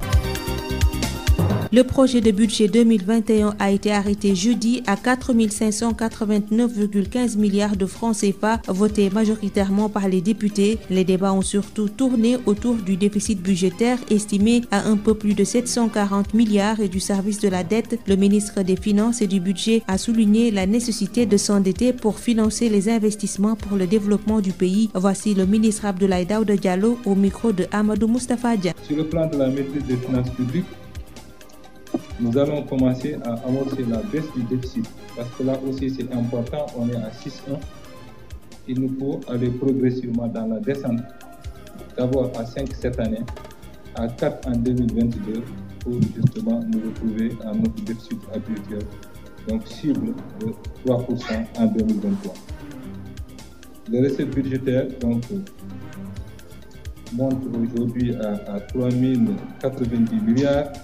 Qui sont composés de grandes masses, vous le savez déjà, les recettes fiscales, les recettes non fiscales, les recettes exceptionnelles, les tirages, les dons budgétaires aussi, qui sont en baisse en raison du soutien exceptionnel de nos partenaires dans le cadre de la lutte contre la Covid. Cette progression de nos recettes comparativement à la loi de finances 2020 résulte de la concentration des efforts de notre administration fiscale et douanière. Les dépenses du projet de la loi de finances 2021 d'un montant de 3 833 milliards sont constituées aussi des charges financières, c'est important, de 327 milliards, qui sont quand même en baisse de 37 milliards 8, j'y reviendrai, des dépenses du personnel de 904 milliards, des dépenses d'action de biens et services, 1007 milliards, des dépenses en capital. En sport, l'Argentine pleure son héros Diego Maradona, décédé mercredi d'un arrêt cardiaque à l'âge de 60 ans. Une immense perte pour la planète du football. L'ancien international sénégalais Roger Mendy a joué contre lui lors d'un match amical Monaco contre Argentine sur la route du mondial 1990. Il a surtout retenu les qualités techniques du numéro 10 argentin. Voici sa réaction. Diego, avant tout, mes condoléances à toute sa famille, toute l'Argentine, tout le monde du foot. Parce qu'il n'y a pas que l'Argentine qui a perdu une légende, c'est le monde entier parce que Diego c'était autre chose. Pour nous qui avons eu la chance de le voir jouer et de le côtoyer sur un terrain, donc voilà, c'est une perte énorme. Bien que j'ai vu des articles, des publicités à sa personne, vraiment, il y a un petit peu de respect, même quand il avait touché de la drogue avec les mains. C'était des choses à ne pas vraiment révéler. Mais le monde est comme ça. Donc, quand on fait quelque chose, on le dit, des trucs comme ça. Mais vraiment, c'est un joueur qui le mérite pas. Il y a des faiblesses dans la vie. Diego est tombé là-dessus. Donc, quand on doit parler de lui, parlons du footballeur et non l'extra-footballeur. Diego, c'était un joueur extraordinaire. Moi, j'ai joué contre lui, mais j'arrêtais pas de le regarder parce qu'il était tellement élégant sur le terrain. C'est tout pour la rétrospective des faits qui ont marqué l'actualité de cette semaine sur Sud FM Sen Radio. Merci de l'avoir suivi et rendez-vous dans une semaine. Canal Plus mu ngi leen di ñaanal bëccëgu jàmm. Sud FM. Il est 8h. Khady Sène.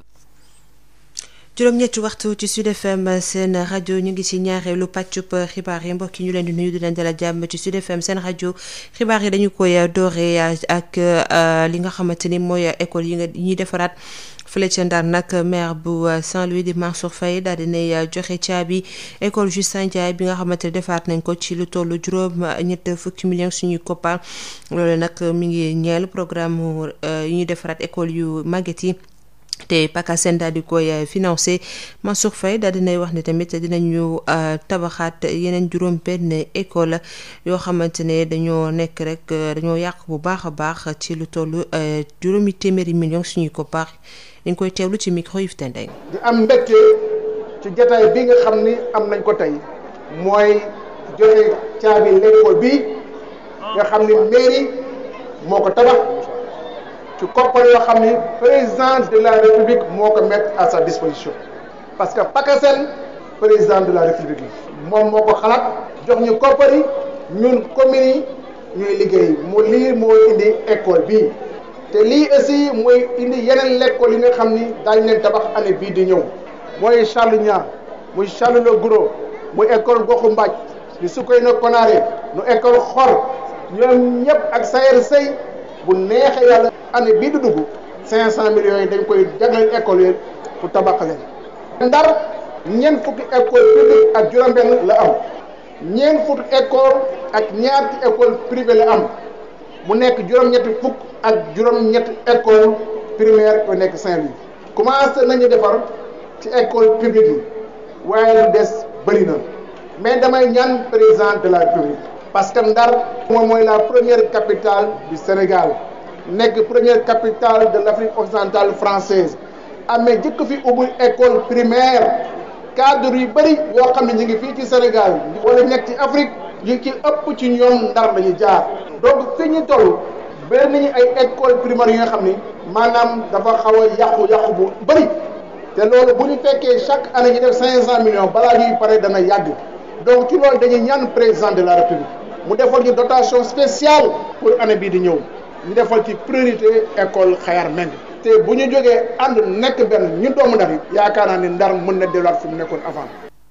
ñu des foofee ca Ndar ak tàggatub ñaari fan yi nga xamante ne waa JEP ñoo ko jagleel élèves yi ngir rek xeex métital yi ñuy teg jigéen ñi ndax ñoom ñi di waa JEP gis nañu ne ñi di wan lor ci l'école yi dafay bëri waaye tamit lu ñuy sàkku xale jigéen ñi iftendeng bëri nañu lool jamono ji xeetu fitna yi nga xam ne ni dañ koy faral teg ci ñi nga xam ne ni ñooy élèves yi ci biir seeni l'école muy mbir bu yitee lool ñi nga xam ne ni ñoo jiite kuréelu JEP nga xam ne ni day yëngu ci wàllum njàng ak jàngale askan wi ñoom ñu mébét ci rek fexe ba tàggat ñii di élèves yi ci anam ki nii ñu mën a tagalikook yooyu la fitna kii di Samsidine Badji moo jiite kuréelu JEP fii ci Ndar. ñu ngi fi tey pour jéem a tàggatal xale yi les élèves ak professeurs yi pour mën a aar seen bopp surtout en ce qui concerne problème yoo xam ne li ñu ne violence xam nañ nekk vraiment problème grossesse yi ci école yi am na mais nit ñi duñ si wax par exemple xam nga des fois da ngay gis benn xale bu jigéen jékki-jékki rek du jàngi si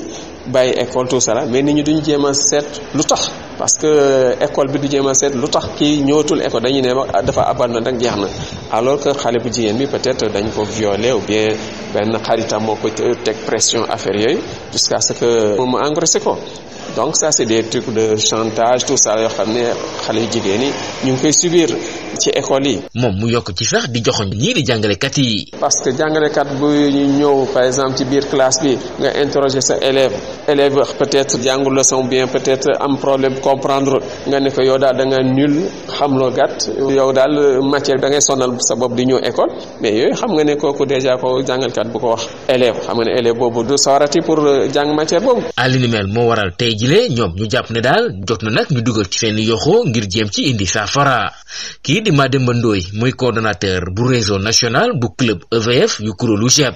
tàggat xale yi tu xool naka la ñuy mën a def pour koo xam ne kii dañu ko violenté mu mën a xam naka lay def pour mën ci génn. ki doon jokkoo ak yéen fii ci Saint-Louis Yves Tendeng Sud FM.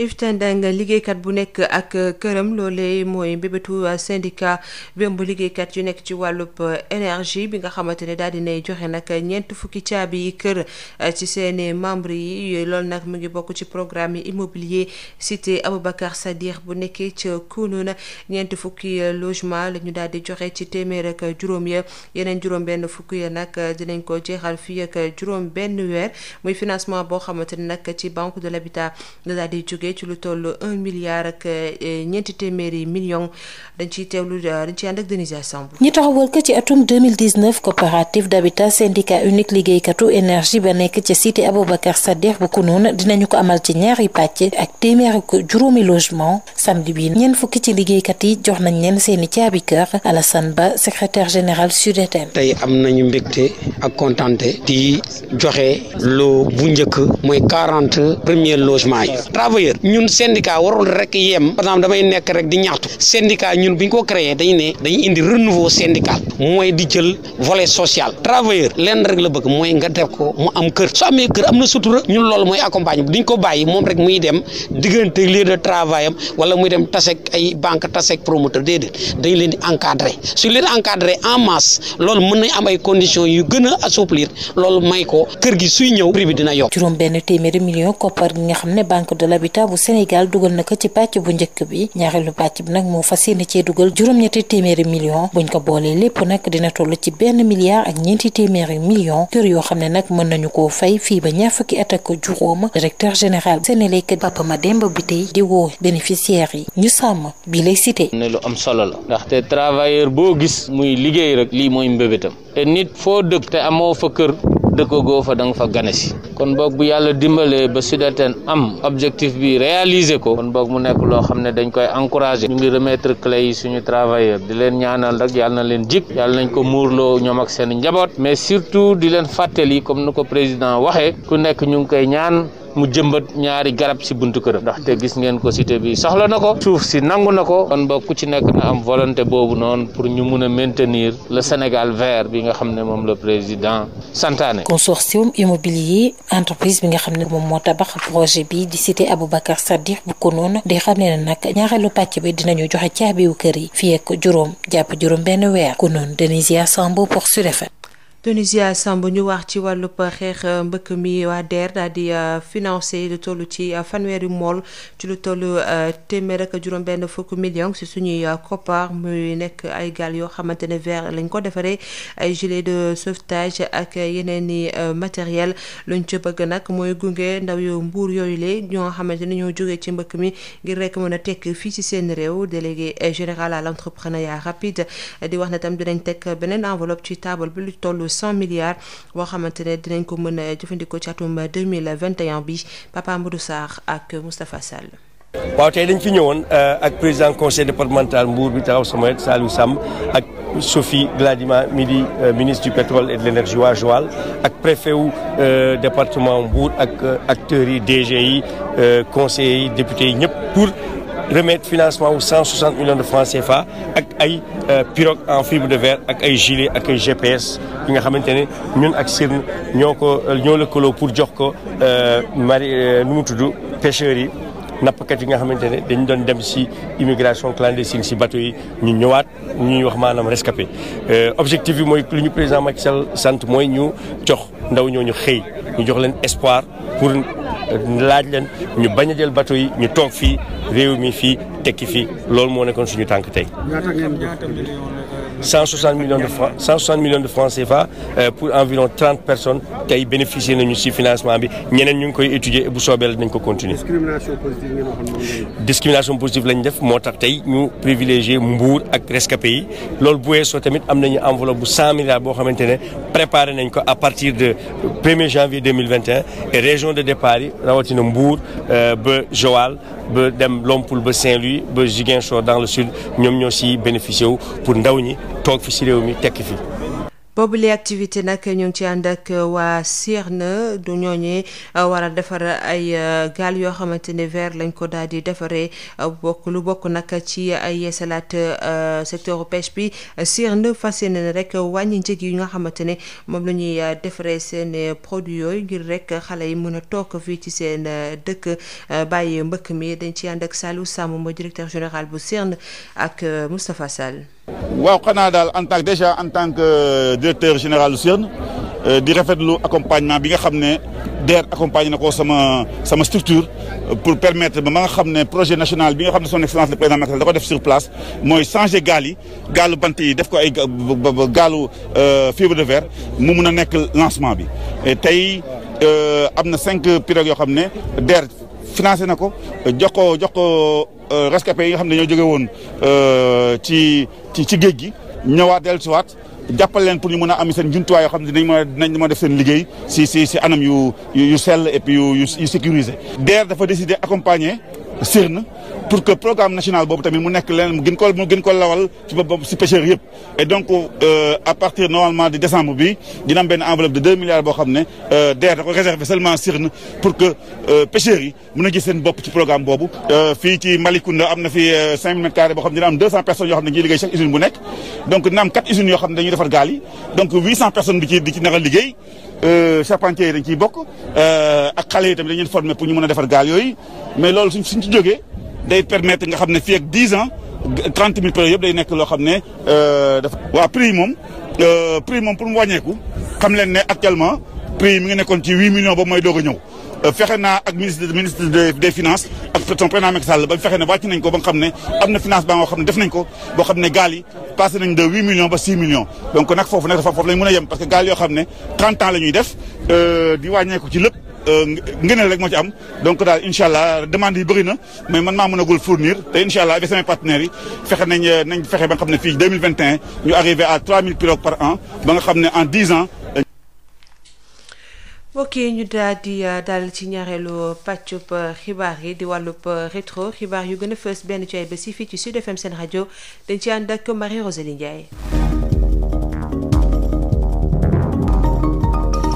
asalaamaaleykum mbokk déglukat yi dal leen nag jàmm ci seen jotaay xibaar yi gënoon a fës ci ayu bés bi ci Sud FM seen rajo.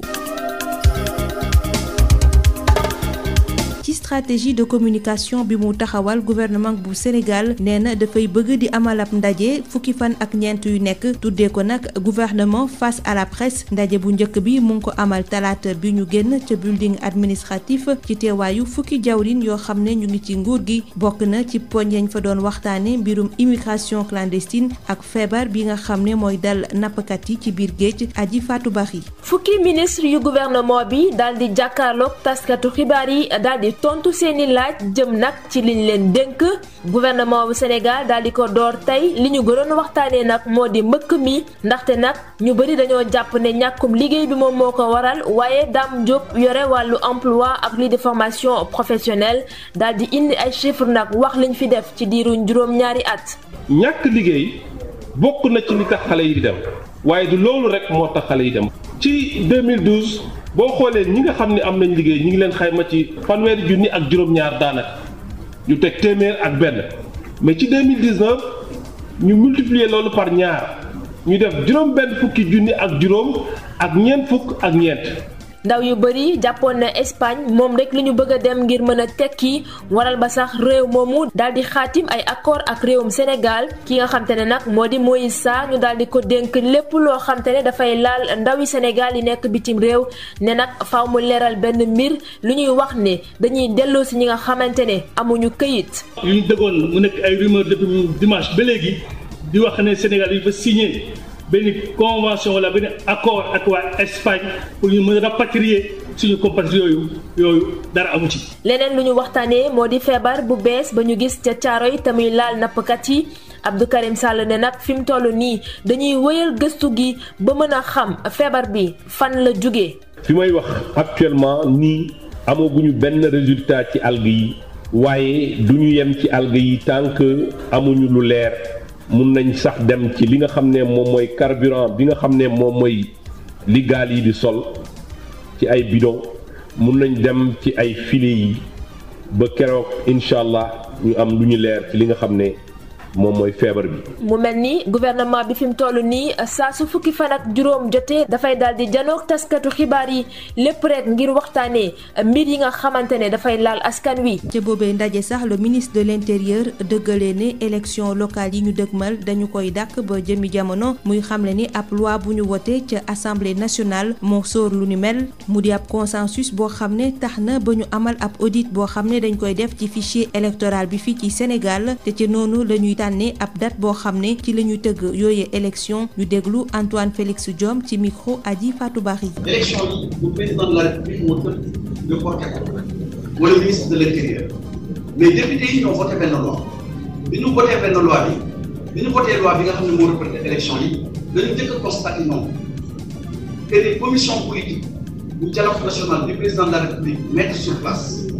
ñoom bokk nañ nangu ñoom ñëpp ñi nga xam ne ñoo ko seq ni dinañ waxtaan ba auditer maanaam càmbar fichier électoral bi waaye càmbar bi duñ ci yem ci fichier électoral bi dañuy xayma li fi dox diggante élection 2016 ak léegi lan lañ ci nangu lan lañ ci yaakaar ne mën nañ ko améliorer bu ñu waxee loolu yëpp ba dugoo ci kaddu su ko defee nag ñu doon a proposer benn date boo xam ne président day ñëw xaatim ko par décret loolu yëpp amul waaye liggéey bi taxawul mi ngi wéy fi ñu toll ñu ngi nekk ci processus tànn ñi nga xamante ni ñoom ñoo war a def liggéey boobu bu ñu ko yeggalee yeggal waxtaan bi nga xamante ni acteurs yi ñu ko seet ba rapport final bi ñu joxe ko jëmale ko ci wàllu proposition yi bu boobaa dinañ mën a prononcé wu wax exactement ci ban weer ci ban fan la ñuy mën a organiser yooyu élection.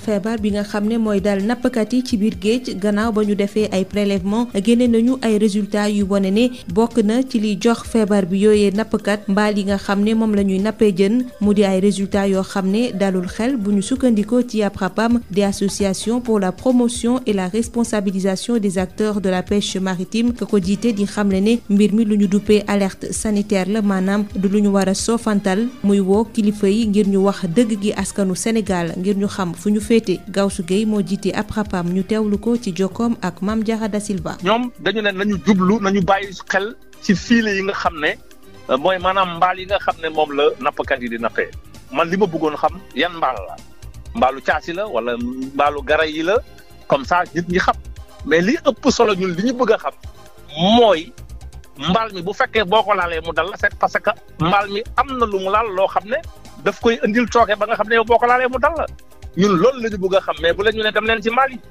beneen bi mooy tey ci biir réew mi yëpp kenn ku nekk sa xel commencé na ñaaw yaa ngi commencé am xel mu tey ci lekk jën parce que nit ñi nee nañ leen boo lekkee jën ceci cela ainsi de suite feebar bi mën na la dal te ma gis ne ci biir ministère de la pêche am na ñaari direction kenn kii moom mooy xool jën yi naka la demee baax na wala baaxul ainsi de suite donc ñooñu man li ma dégg li ma jàpp dama mel ni alerte sanitaire la donc ñooñu war nañu taxaw waxtaan nag nit ñi wax leen dalal seen xel wax leen ne amul benn risque wala am na risque ñu wax leen carrément li ci am beneen bi am na beneen direction bu ñuy tuddee fond marin buy liggéey ci wàllu ndox mi ak biir géej gi donc dañu war a def ay analyse CROT bi nga xam ne CROT centre de recherche bi ñoom aussi war nañu def ay analyse ñëw wax nit ñi ndox mi lan moo ci nekk parce que filets yi ñoom yàgg nañ fi nit ñi yàgg nañ ko mbale te problème bu mel ni musiba am bu amee subitement am na lu ko indi li ko indi la ñu bëgg a xam donc ñoom war nañu mën a changer seen communication institutionnelle.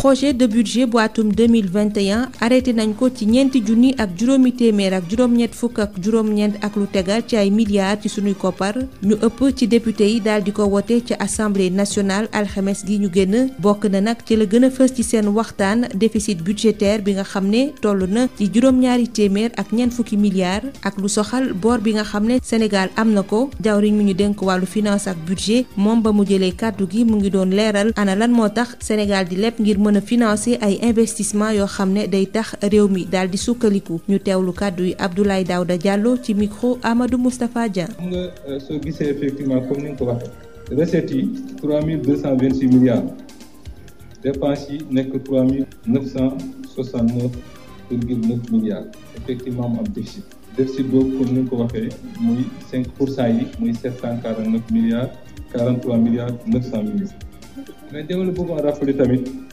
si seen autorisation parlementaire da ngeen ñu autoriser maanaam ñu demle bi pour un montant important quand même qui est de 1363 milliards 220 millions de francs CFA autorisation boobu dafa am non seulement déficit bi nga xam ne daf fi am muy les 743 milliards 900 mais aussi le principal de la dette qui est effectivement donc de 619 milliards 320 millions loolu maanaam mooy composé li nga xam ne mooy autorisation parlementaire boobu si déficit bi si boppam ñetti poñ la moom lay financer pour des investissements prenons le cas de PACASEN ou prenons le cas de KMS 3 ñu ne donc dañu jëlee xaalis simplement pour financer ce projet là pour loolu dañu si am effectivement 576 milliards am nañu beneen programme mooy bi nga xam ne loolu ñu ñoo xool suñu programme boobu effectivement muy 105 milliards de francs CFA mu des effectivement donc 62 milliards 900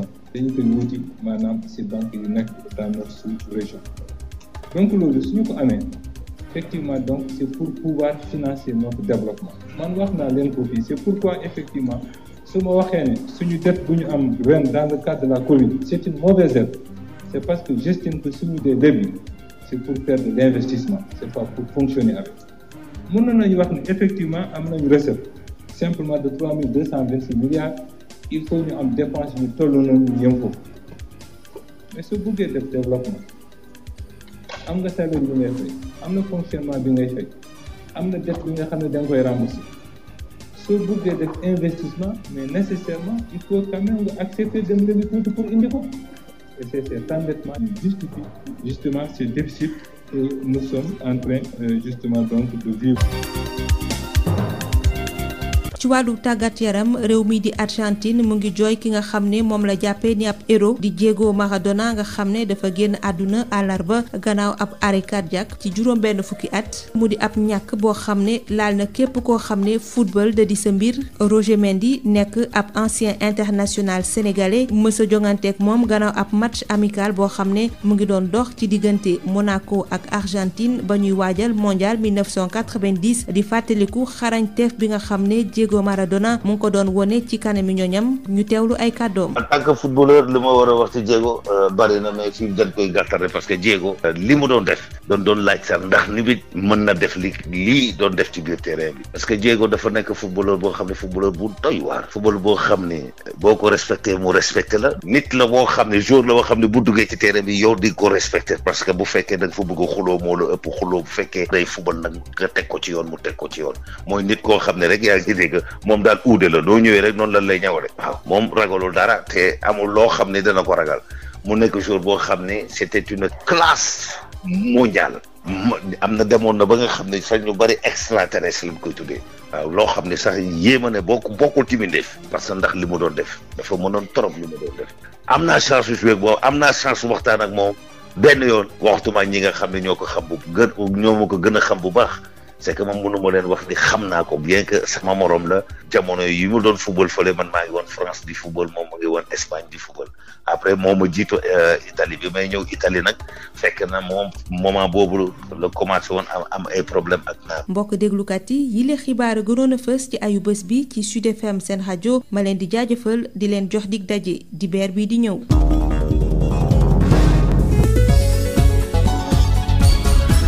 Khady Sène.